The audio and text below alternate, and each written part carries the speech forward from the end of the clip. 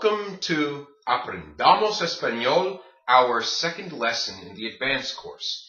In this lesson, we're going to talk about when to use the subjunctive. Now, this is a topic that confuses a lot of native English speakers when trying to learn the Spanish language because basically English doesn't really have a subjunctive.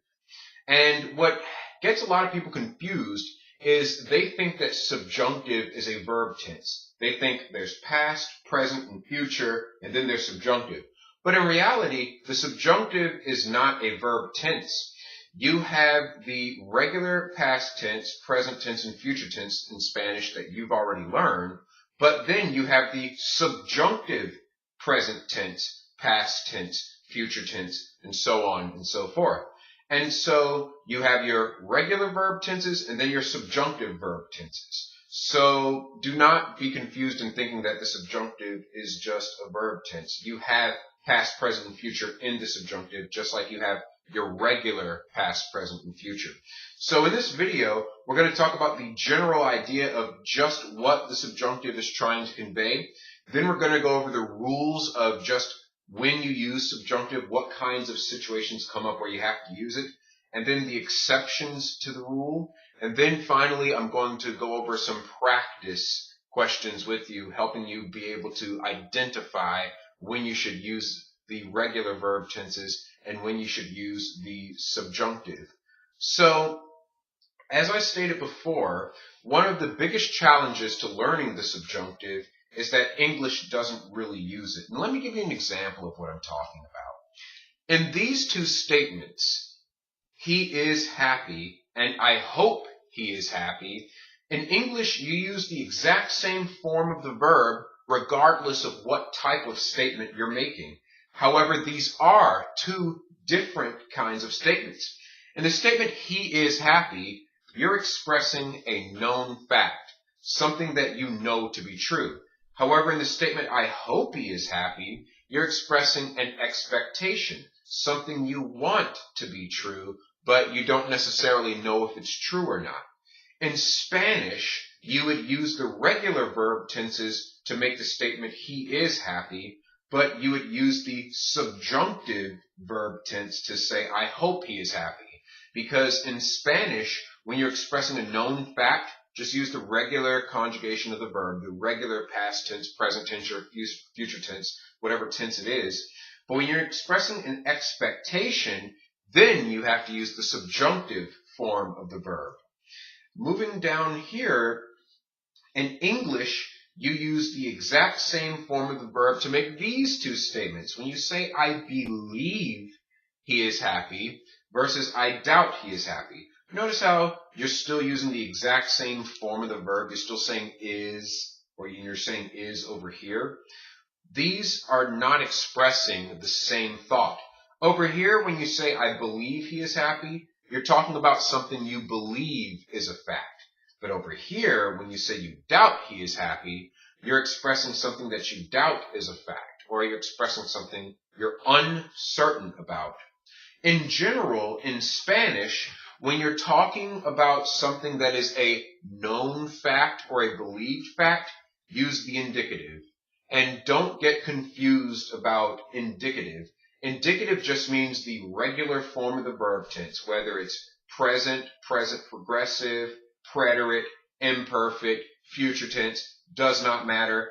Indicative just means the regular old form of that verb that you learned in Spanish too. Whereas over here, when you're expressing something you expect to happen or something you're not certain if it's happening or not, you use the subjunctive. So that's just a general overview of the difference between the indicative and the subjunctive.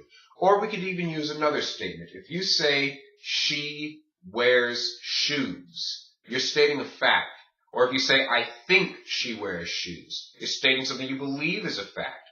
But once you move over into the realm of uncertainty or disbelief, where you say, I doubt she wears shoes, or I hope she wears shoes, where you neither know it's a fact nor do you believe it's a fact, that is when you will use the subjunctive.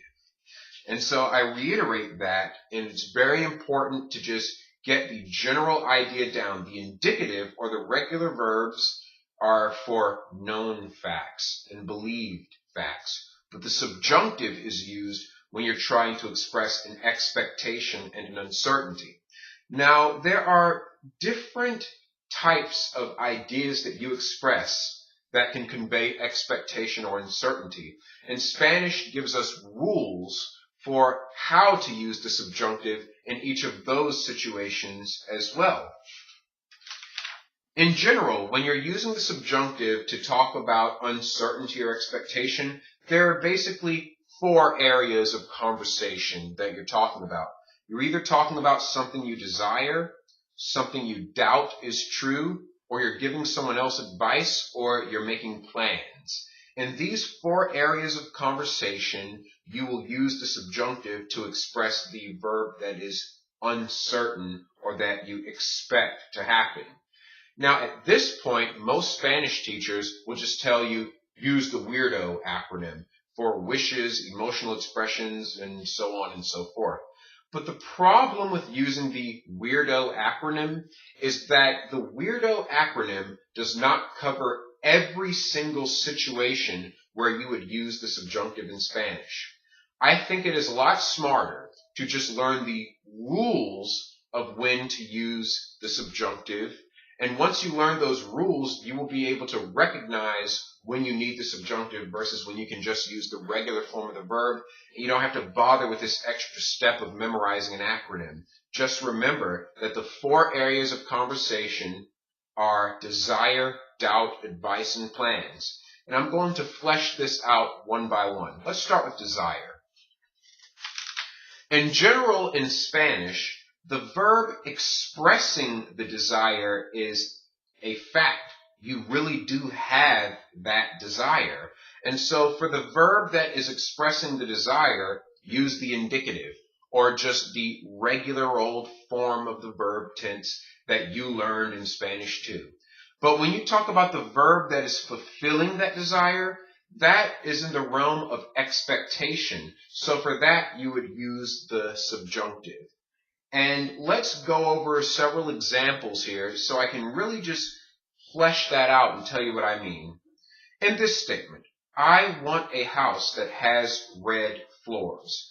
You have got 2 verbs in this sentence. You have the verb want and you have the verb has. Now, these 2 verbs are not being expressed in the same way. When you say you want a house, it's a fact.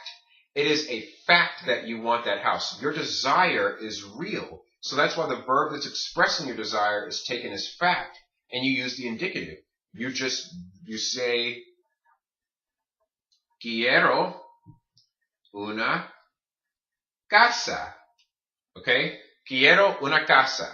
Like I said, when you're expressing fact, use the indicative, which is the regular form of the verb that you already learned in Spanish too. Now, I want a house. That part of the sentence alone is expressing a desire, and your desire is very real. But now we move into the realm of expectation. The word for that is que. I want a house that has red floors. You must ask yourself this question. Does the house already have red floors, or do I expect it to have red floors? If you expect the house to have red floors, but you don't actually own that house right now, it's just something you're basically fantasizing about, use the subjunctive. So you would not say, quiero una casa que tiene pisos rojos. You would say, quiero una casa que, then the subjunctive form of tener, que tenga pisos rojos. Okay? So, like I said before, the verb want is expressing your desire. Your desire is real. That's why you just use the regular old form of the verb. But the verb that fulfills your desire, that house having the